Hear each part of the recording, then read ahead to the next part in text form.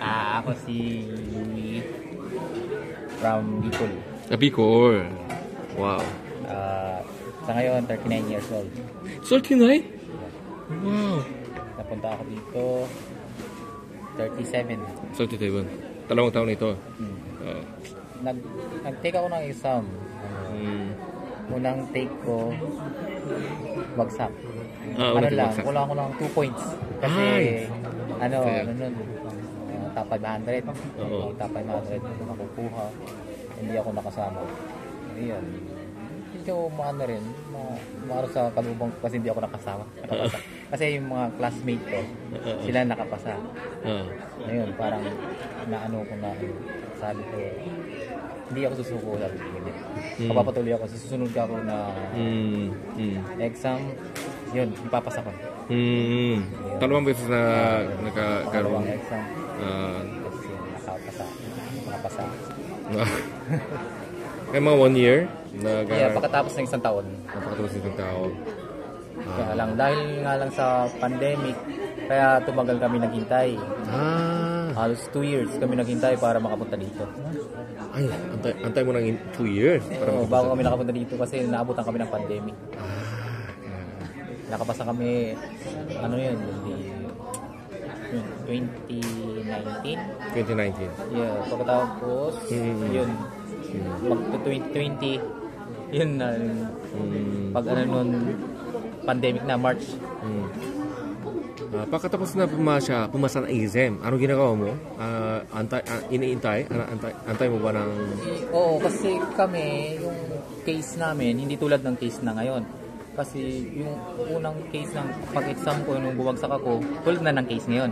Mayroon siyang skills test na tinatawag. Balit, mag-i-exam ka 2 beses. Ang una, written exam, yung test mo kung gaano ba, may points na ganyan ibibigay. Halimbawa, 100 points dapat. Magbibigay sila ng percentage kung gaano kataas. Kung makukuha mo, makapasa ka. Pagkatapos, pangalawang exam, skills test. Yun yung tinatawag na parang binibase nila yung strength mo. Tapos yung skills mo nga. Ano mo. Yun. Pag nakapasa ka rin doon, yun, pagka-combine mo yung points mo doon sa written tsaka yung sa skills mo. Yun, pag abot ka ng percentage na pasado ka. Pero sa case namin, wala, written lang. Kung nakapasa ka, ilan nakuha mo, halimbawa, 1 to 100. Kasi lang dati nun, mababa lang yung kinuha. 50% lang, pasado ka na. Makakuha ka na 50%, pasado ka na. 50% ano? 50% ng score mo, pasado ka na. Yung sa case namin. Tapos wala siyang skills test. Yan ang kagandahan sa... Pero kayo wala na skill. Kami. Okay naman? Okay naman. Kung hanggang pumasa ng exam, walang problema. Kahit wala nang masyadong magandang skill. Kasi parehas din naman kasi yung pagdating mo dito. Kasi pagdating mo dito, hindi mo naman alam kung ano yung trabahong dadatnan mo pa. Ayun lang, yung parang yung i-prepare mo lang yung katawan mo, yung sarili mo. Na kung paano ka kumilos. Pero halimbawa, yung isang tao, yung ilang tao may test certificate, mas more benefit? Wala? Hindi rin. Wala yun. Hindi yung certificate. Wala. Kasi ako nag-exam ako dati nag-exam ako ng bumagsak ako ng una. Tapos nag-exam ako ng topic nga. Pumasa ako ng pagkatapos wala din naman yun. Ang kinukuha lang nila talaga yung makapasa ka pagkatapos yung body mo yung fit work ka. Yun, yung pinaka-importante. Kaya pinaka-importante ay umasa na exam. Yun, makapasa ka ng exam tapos fit to work ka. Yun ang importante. Ano po? Fit to work. Fit to work? Yung healthy ka, healthy. Yung pangangatawan mo.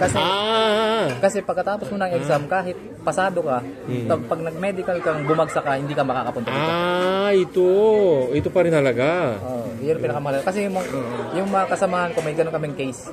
Pero ito, okay naman, mental problem. Okay. Pag ito okay, kahit ikaw yung pinakamagaling na magsalita ng Korean, pag yung body mo, yung hindi ka fit to work, sasabihin sa yan sa medical bumagsak ka, wala. Sige. Hindi ka makakapunta. Pakisabihin mo mga natao na nag-aaral, mga payo, halimbawa, Kaya sa lang payo. parang whiting, ganyan. Na, huwag kayong sumuko. Oo, magandang sumuko. Pagpatuloy nyo lang hanggat hindi kayo umaabot sa quota ng age.